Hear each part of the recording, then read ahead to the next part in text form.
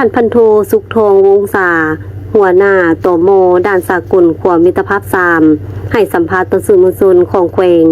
ในวันที่10 พฤษภาคม ปี 2024 ผ่านมา เกี่ยวกับการจะตั้งปฏิบัติเวียกงานในระยะผ่านมาก็คือการให้การบริการความสะดวกให้ผู้คนที่ผ่านเข้าออกภายในด่านทั้งคนลาวและต่างประเทศได้เดินทางเข้ามาอย่างถูกต้องว่องไวและสะดวกบริการอำนวยความสะดวกให้ผู้โดยสารพลเมืองลาวคนต่างด้าวคนต่างประเทศได้เดินทางเข้าอย่างถูกต้องว่องไวสะดวกถูกต้องตามกฎหมายถูกต้องตามมาตรการต่างๆสามารถกดคนเข้าเมืองทั้งหมด 338,659 คนเป็นหญิง 120,034 คนเป็นเด็ก 18,750 คนและพาหนะแจ้งเข้าเมืองทั้งหมด 182,678 คันในระยะเดือนมังกรปี 2024 มาถึงปัจจุบันมีจำนวนเข้าเมืองทั้งหมด 85,871 คนและพาหนะเข้าเมืองทั้งหมด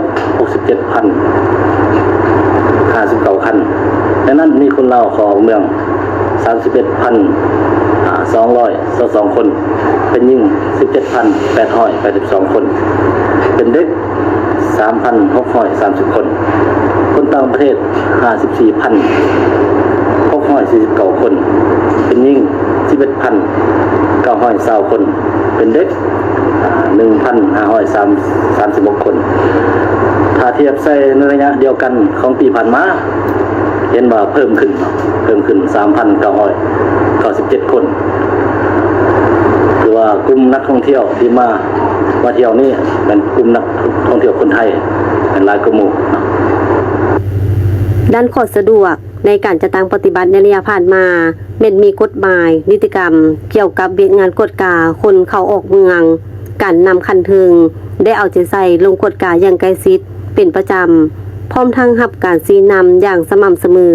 และได้รับการสนับสนุนช่วยเหลือทางด้านอุปกรณ์เทคนิคและเครื่องมือที่ทันสมัยพร้อมทั้งรับการฝึกอบรมเกี่ยวกับเวียกงานกวดกาคนเข้าออกเมืองอย่างเป็นระบบบวกกับพนักงานมีแนวคิดรักมั่นห้าวหันในการจะตั้งปฏิบัติเห็นหน้าที่วิสัยเฉพาะจนได้รับผลสำเร็จไปเคียงคู่กันนั้นก็ยังมีด้านข้อคงค้างอีกจำนวนหนึ่งในต้นหน้าเพื่อต้อนรับบรรดานักท่องเที่ยวผ่านด่านสากลขวมิตรภาพ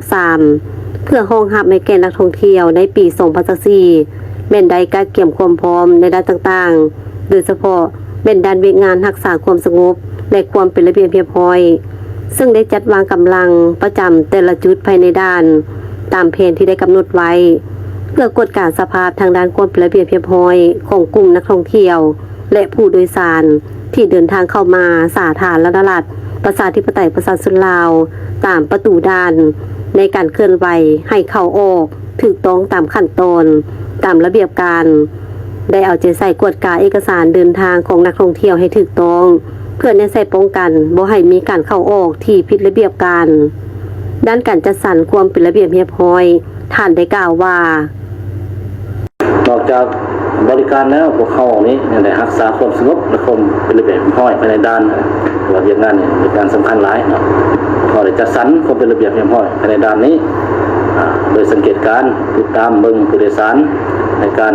เคลื่อนไหวและเขาจำแจกเอกสารอยู่ในตู้หันให้เป็นระเบียบเรียบร้อยเนาะนอกจากนั้นพวกเขาก็ได้จัดสรรบนจอดรถของแขกคนและก็พนักงานให้เป็นระเบียบเรียบร้อยด้านพื้นฐานของรางนี้เนาะถือว่าโดยรวมแล้วอยู่ขวาอยู่ด้านสากลความระดับ3เท่านี้ถือว่าก็ได้รับการปรับปรุงให้ดีขึ้นนะครับการปรับปรุงให้ดีขึ้นเป็นต้นแม่นตึกอาคารสถานที่เฮ็ดเวียก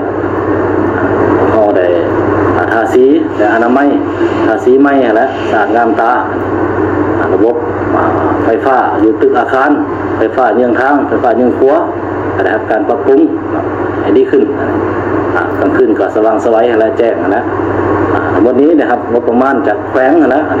แขวงเป็นผู้สนับสนุนสื่อเหลือเพื่อเฮ็ดให้มันสะดวกขึ้นในโครงพื้นฐานโครงหลังของเรานี่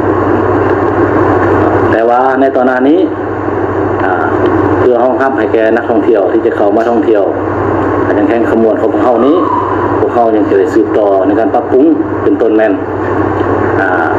ด้านพื้นฐานของรางนี่ต้นแมนห้องน้ำสาธารณะเนาะตัวเห็นว่าเปเป้เนาะเปเป้สุดส้มหลายนี่ถนนหนทางบางเส้นหรือว่าทางเข้าออกนี้มีการเปเป้ย้อนว่าสมใส่มาหลายปีเนาะและก็สิ่งอื่นๆแนวประดับประดาให้สวยสดงามมันทั้งหมดนี้ก็เพื่อจะดึงดูดเนาะเพื่ออำนวยความสะดวกให้นักท่องเที่ยวนะ